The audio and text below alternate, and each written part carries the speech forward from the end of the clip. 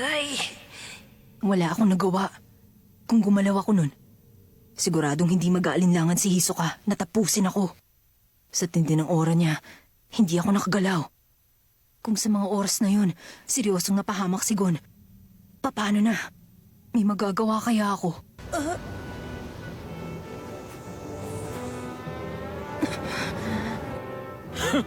Nakakatakot ka namang makatingin.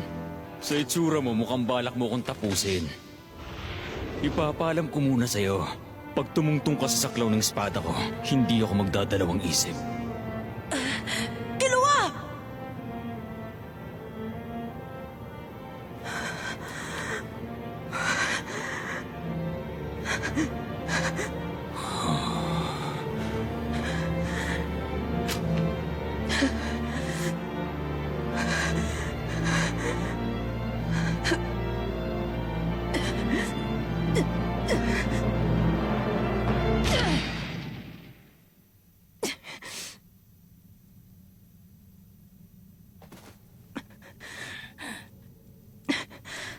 Hindi ako mananalo sa kanya.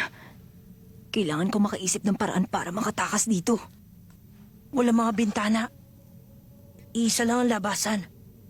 Ano kayo magagawa namin para mapaalis siya sa daanan? Killua, okay ka lang? Oo.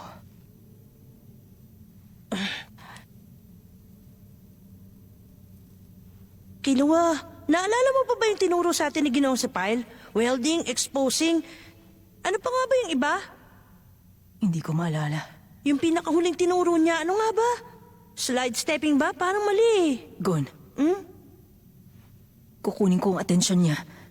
Pagsugod ko, pagkakataon mo yung tumakas. Ano bang sinasabi mo dyan?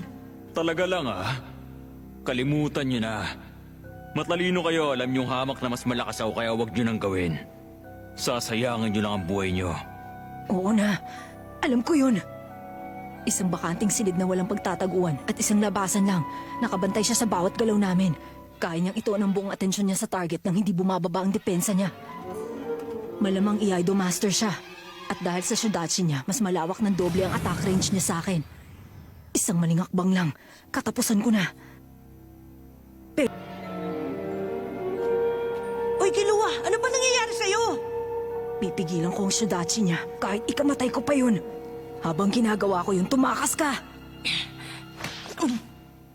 Oh?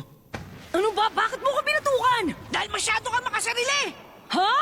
Baliw ka kung tingin mo hahayaan ko, itapon mo ang buhay mo! Sinong baliw? Ikaw nga itong parang timong na walang pakialam kahit mamatay ka eh. Okay lang na ako mamatay, pero ikaw hindi kita pinapayagang gawin yun! Ha?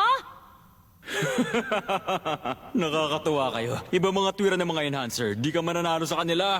Anong gusto mong gawin ko? Kailangan handa tayo mamatay kung gusto natin tumakas dito. Hindi ka kasi nag-iisip. Gusto mo ikaw lang ang nasusunod. Sino makasarili ha? Sira ka pala! Oo na! Hindi ko naisip yun kasi nga tanga lang ako! Ibang klase, nakakalo talaga kayong dalawa. Relax lang kayo. Hindi ko kayo sasaktan. Basta magpakabait kayo. Alam ko namang seryoso kayong dalawa sa sinasabi niyo eh. Pero walang kailangan mamatay.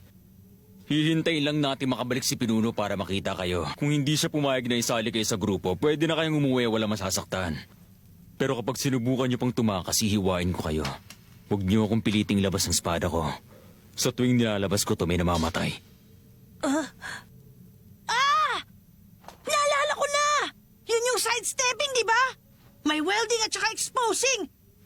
At yung huli, sidestepping! Oh, Naalala mo na! oo, naalala ko na. Okay yun. Di ba? Ang simple lang, hindi ako makapaniwala na kalimutan natin yun! Oh? Ngayon, alam na natin ang gagawin! Humanda ka na. Seryoso kayo? Gusto niyong mamatay ng sabay? Hindi ako biniyayaan ng sapat na awa at kakayahan para magawa kong pigilan ang lakas ko. Mga Han!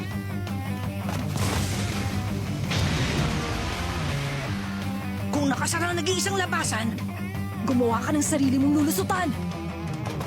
Sirain ba yung pader? Sino nga abulin ko? Nasa panglimang palabag kami.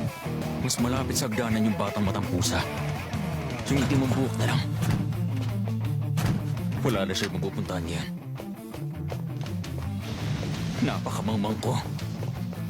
Kaya pala nilang biyakin yung pader para makatakas. Nasa baba na yung batong matang pusa. Yung itim ang buhok na lang mahahabol ko. Nasaan na siya? Buo pa ang mga pader dito. Sarado rin ang binto. Killua! Nandiyan ka ba? Oh! Dito! Ganun pala. Yung huling butas sa dingding, peke lang. Pail lang niya yun. Binutas niya yung para linlangin ako habang nagtago siya sa kabilang kwarto para makatakas sa pasilyo.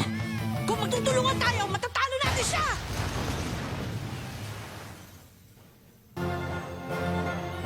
Sira ka talaga. Sayang! Gusto ko pa naman makasuntok sa kanya kahit isa lang. Alam mo namang imposible yun. Kapag lumapit ka sa kanya, hiwa ka. Sigurado, 100%? Basics pa lang ng nanang alam natin. Expert ng isang yun, no? Anong nakakatawa? Sa wakas, bumalik ka na rin sa dati, Killua. Tandaan mo, papel ko magpadalos-dalos. Tapos ikaw, ang papel mo maging kulang lagi at pigilan ako. Sa akin na pigilan ako, ah. Ikaw tong makasarili eh. Pero ano na kayang gagawin natin ngayon? Depende. Sa kung ano nang gusto mong mangyari. Ang gusto ko, talunin silang lahat sa spider. Okay. So parang ganun pa rin ang gusto mong gawin. Di naman masyadong nagbago.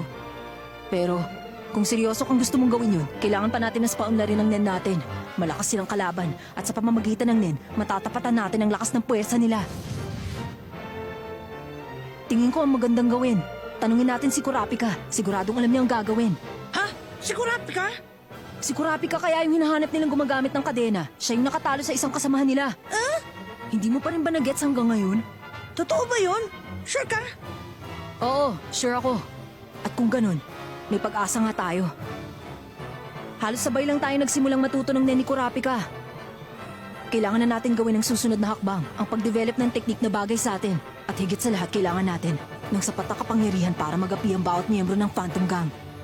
At sinasabi mo bang si Kurapika ang kailangan natin para magawa natin ang lahat ng yun? Oo,